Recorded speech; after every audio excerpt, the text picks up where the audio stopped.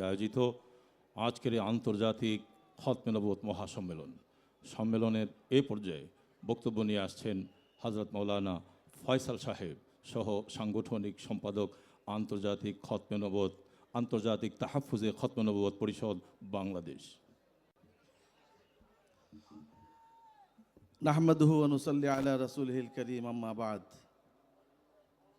আজকের এই ঐতিহাসিক সরওয়ার্দী উদ্যানের খতমে নবুয়ত সম্মিলিত খতমে নবুয়ত সংরক্ষণ কমিটির মহাসমাবেশের উপস্থিত তৌহিদি জনতা, আমাদের স্পষ্ট দাবি, বাংলাদেশে কাদিয়ানীদেরকে অমুসলিম ঘোষণা করতে হবে।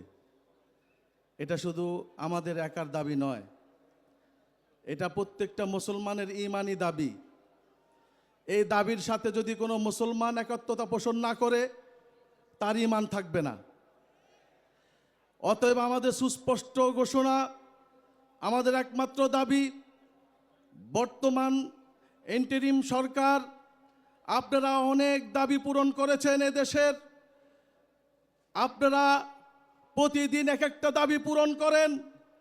সেটা হলো যে রাষ্ট্রের অনেক দাবি আপনারা বোঝা চাপিয়ে দিচ্ছেন, আমাদের করের বোঝায় অনেক দাবি পূরণ করে মানুষকে আপনারা খুশি করছেন।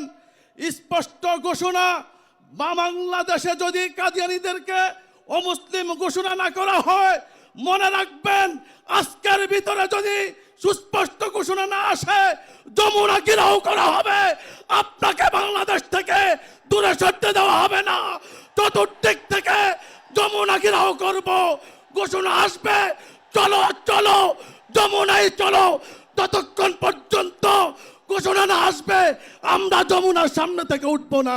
কে কে রাজি আছেন ইনশাআল্লাহ? দ্বিতীয় দাবি, আগামীতে আমাদের সংসদ নির্বাচন, অনেকে ক্ষমতা যাওয়ার জন্য আপনারা আকুল হয়ে আছেন, বেকুল হয়ে গেছেন, সকলে ক্ষমতা যেতে চান। আজকে এখান থেকে মুরব্বীদেরকে বলবো, স্পষ্ট ঘোষণা দিবেন, যারা নির্বাচন ইশতেহারে কাদিয়ানীদেরকে মুসলিম ঘোষণা করবে তাদেরকে আগামীতে ভোট দেওয়া হবে, যারা করবে না তাদেরকে ভোট দেওয়া হবে না, তাদেরকে সংসদে যেতে দেওয়া হবে না, হবে না, হবে না। আয়ে মর্দে মুজাহিদ, तुझे ईमान की कसम है, कादियानी के मुकाबले में लगा नाराए तकबीर, नाराए तकबीर।